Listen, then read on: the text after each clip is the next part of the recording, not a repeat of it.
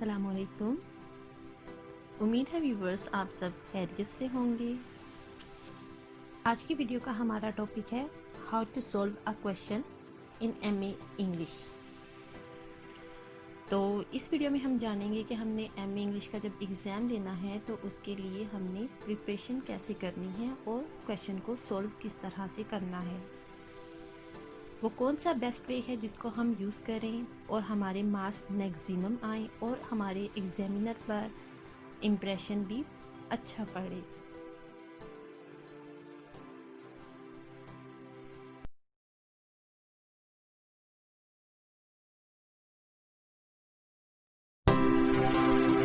Welcome to the channel Knowledge River.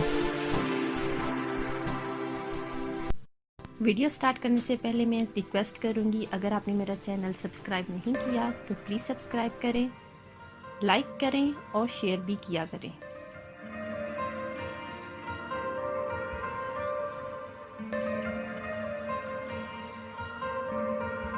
चलिए start करते हैं। जैसे ही आपको क्वेश्चन पेपर मिले तो आप सब क्वेश्चन ब्रीफली अच्छे से पढ़ें और वो वाला टॉपिक सिलेक्ट करें सबसे पहले सॉल्व करने के लिए जिसके बारे में आपको परफेक्ट इंफॉर्मेशन हो और आप उसे अच्छे से लिख सकें। पहला क्वेश्चन जितना अच्छा होगा उतना ही इम्प्रेशन आपके पेपर का अच्छा होगा। तो आपने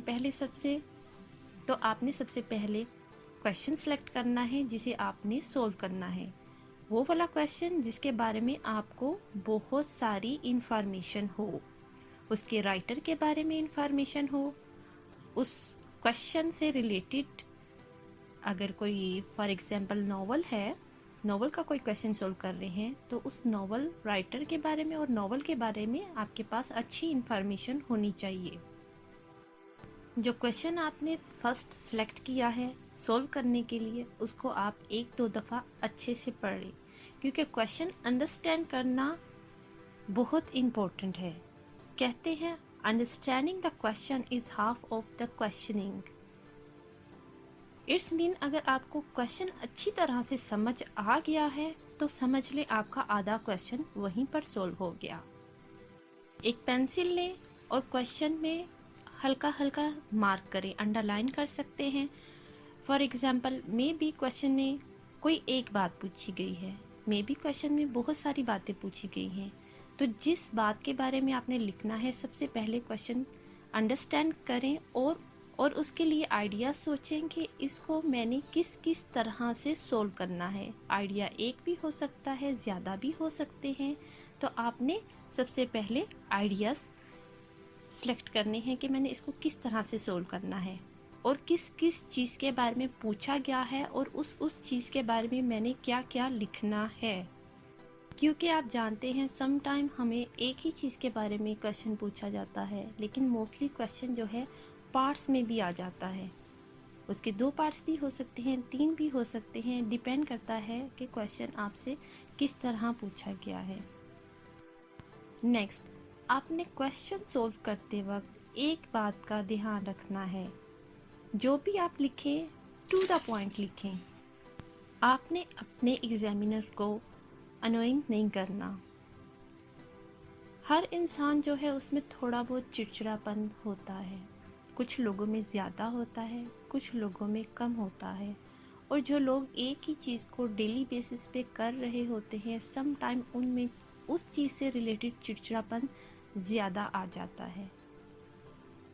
इसके एग्जाम्पल कुछ इस तरह से ले सकते हैं, जब हमसे कोई बात करता है हम उससे क्वेश्चन किसी एक चीज़ के बारे में पूछते हैं और आगे वाला बंदा हमें उस चीज़ को छोड़ के बाकी सारी बातें बताता है, लेकिन जिस चीज़ के बारे में हम जानना चाहते नहीं करता, तो कुछ देर तो हम उसको बर्दाश्त करते हैं, लेकिन फिर हमें गुस्सा आना शुरू हो जाता है, इरिटेट होते हैं हम, क्योंकि हमें जिसके बारे में जानना है उसके बारे में फ्रंट वाला बात ही नहीं कर रहा।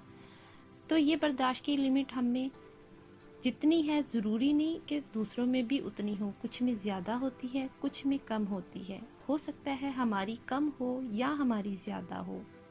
इसी तरह एग्जामिनर होता है, जब हमें किसी एक बात के बारे में पूछा गया है, किसी क्वेश्चन के बारे में पूछा गया है, हम उसको उसका मेनली जवाब नहीं देते, हम जलेबी की तरह घुमा घुमा कर बताते हैं। उसको भी पता चल जाता है ये जो इतना जलेबी की तरह घुमा रहा है इसको कुछ भी नहीं पता, या कुछ पता है बस अपनी तरफ से कहानियां बना रहा है, और उसको वो कहानियां फिर पसंद नहीं आती और वो इरिटेट होता है। इट इज़ क्वाइट पॉसिबल आपको आंसर आता है, मे बी नहीं आता, लेकिन आपने इरिटेट नहीं करना, कोशिश करना है टू द पॉइंट लिखें, और जो पहला क्वेश्चन है वो वाला सिलेक्ट करें जिसके बारे में आपको ज़्यादा से ज़्यादा टू द पॉइंट इंफॉर्मेशन है। सो हम कह सकते हैं be strictly relevant to the subject matter, यानी जिस सब्जेक्ट के बारे में आप बात कर रहे हैं आपने स्ट्रिक्टली उसको फॉलो करना है, आपने जो भी बातें लिखी उस चीज़ से रिलेटेड हो। इन केस अगर आपको थोड़ा बहुत आइडिया है, आप थोड़ा सा भूल रहे हैं क्वेश्चन या कंफ्यूज हैं, तब भी आप कोशिश करें अपनी बातों को जैसे भी लिख रहे हैं उसको रेलेवेंट कर दें to the subject. Next important thing जो आपको बोर्ड के एग्ज़ाम से समझाई जाती है, फॉर एग्जांपल 9, 10 से समझाई जाती है कि आपने कटिंग को अवॉइड करना है, और एमए लेवल तक आते आते it is very necessary to avoid cutting. आप जो भी लिख रहे हैं पहले अपने दिमाग में उसका जो है प्लान करें, आइडिया बनाएं, आप देखें आपने किस तरह से मैनेज करना है, उसके बाद लिखें ताकि अवॉइड किया जा सके कटिंग को। आप कुछ लिखते हैं उसके बाद कटिंग करते हैं, और अगर आप बार बार कटिंग करते हैं तो उसका इम्प्रेशन बहुत बुरा पड़ता है। और अगर आपको फॉर एग्जांपल कटिंग की ज़रूरत पड़ भी गई है तो आप पर लाइन लगा दें, ये ना हो आप उसको हाईलाइट करना शुरू कर दें या बहुत डार्क कर दें, उसके ऊपर डिज़ाइनिंग करनी शुरू कर दें, ये काफ़ी गलत इम्प्रेशन डालेगा। नेक्स्ट इम्पोर्टेंट बात बहुत इम्पोर्टेंट है, आप गौर से सुनिए, मैंने अपनी पहली वीडियो में भी बताया था, फिर से बता रही हूँ। आपने जब एमए इंग्लिश का पेपर सॉल्व करना होता है तो आप ये याद रखें ये एक लिटरेचर सब्जेक्ट है, ये कोई साइंटिफिक सब्जेक्ट नहीं, ये कोई बिजनेस सब्जेक्ट नहीं। अगर आप कोई साइंस की बात करते हैं, साइंस का पेपर सॉल्व कर रहे हैं, कंप्यूटर का कर रहे हैं, या बिजनेस से रिलेटेड कोई पेपर सॉल्व कर रहे हैं, तो उसमें हेडलाइंस इम्पोर्टेंट होती है और डालनी भी ज़रूरी होती है। लेकिन जब आप लिटरेचर का कोई पेपर सॉल्व कर रहे हैं तो हेडलाइंस की ज़रूरत नहीं होती, आपने विदाउट हेडलाइंस पैराग्राफ्स को अरेंज करना होता है। तो प्लीज़ याद रखें आपने हेडलाइंस नहीं डालनी। आपने अपने आइडियाज़ को प्रूफ करने के लिए या जो भी आपसे पूछा गया है उसको प्रूफ करने के लिए जहाँ जहाँ प्रूफ दिया है सब्जेक्ट मैटर से रिलेटेड, वहाँ आप सिंपली अंडरलाइन कर सकते हैं। मगर एक पेज पर 3 से 4 अंडरलाइंस किए जा सकते हैं, ये ना हो कि हर दूसरी लाइन में आप अंडरलाइन कर रहे हो। हर दूसरी लाइन में भी अंडरलाइन करना मुनासिब नहीं।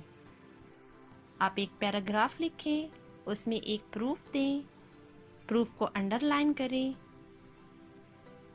जो कि कनेक्शन शो करेगा कि ये बात जो है एग्जैक्टली क्वेश्चन से रिलेटेड है जो पूछा गया है। देन नेक्स्ट आप पैराग्राफ लिखें, उसमें प्रूफ दें, उसको अंडरलाइन करें, उसमें से जो लाइन कनेक्ट करती है क्वेश्चन के साथ सिर्फ उसको अंडरलाइन करना है, पूरा पैराग्राफ अंडरलाइन नहीं करना। इसी तरह नेक्स्ट आप एक पैराग्राफ भी एक प्रूफ के लिए लिख सकते हैं, 2 पैराग्राफ भी लिख सकते हैं, that is not a matter. अब देखते हैं हमारा वे ऑफ राइटिंग कैसा होना चाहिए। आप कर्सिव स्टाइल यूज़ कर सकते हैं, बैकवर्ड हो, फॉरवर्ड हो या स्ट्रेट हो, whatever style you would like to select doesn't matter, लेकिन जो भी आप सिलेक्ट करें अपना स्टाइल, स्टार्टिंग से लेके एंडिंग तक सेम हो।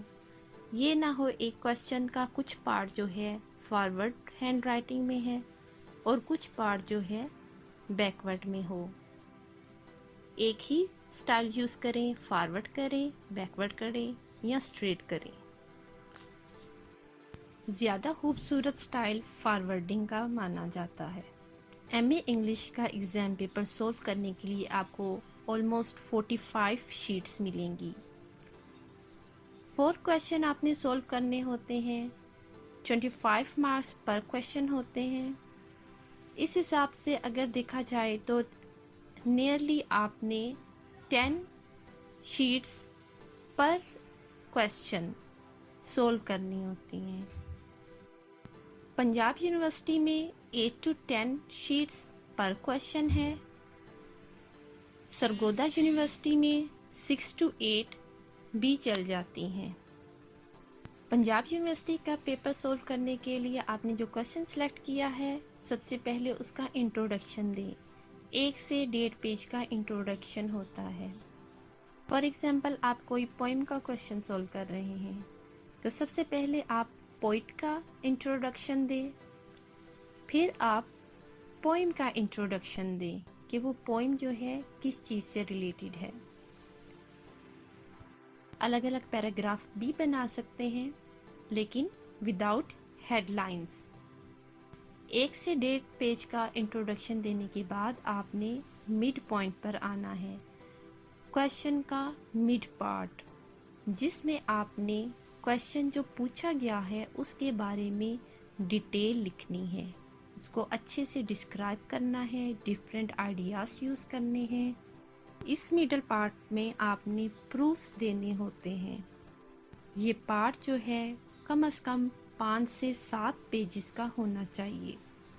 मिडल पार्ट को सॉल्व करने के लिए इट इज़ वेरी नेसेसरी आपको समरी एंड हिडन आइडियाज़ का पता हो। जिस भी पोएम का आप क्वेश्चन सॉल्व कर रहे हैं उसके बारे में डिटेल आपको पता हो, क्रिटिकल्स पता हो, statements should be understood clearly. इस तरह से लिखें कि आपकी स्टेटमेंट जो भी आप बता रहे हैं वो इजीली अंडरस्टैंडिंग हो। प्रूफ जो दे रहे हैं उसमें लॉजिक हो। विदाउट लॉजिक के प्रूफ कंसीडर नहीं किया जाता और विदाउट प्रूफ क्वेश्चन सॉल्व नहीं होता। आप कोटेशन यूज कर सकते हैं। You can add quotations to prove your views. Without quotation MA English complete ही नहीं होता। अगर आप कंफ्यूज हैं आप अपने क्वेश्चन को एक दफ़ा फिर से पढ़ सकते हैं।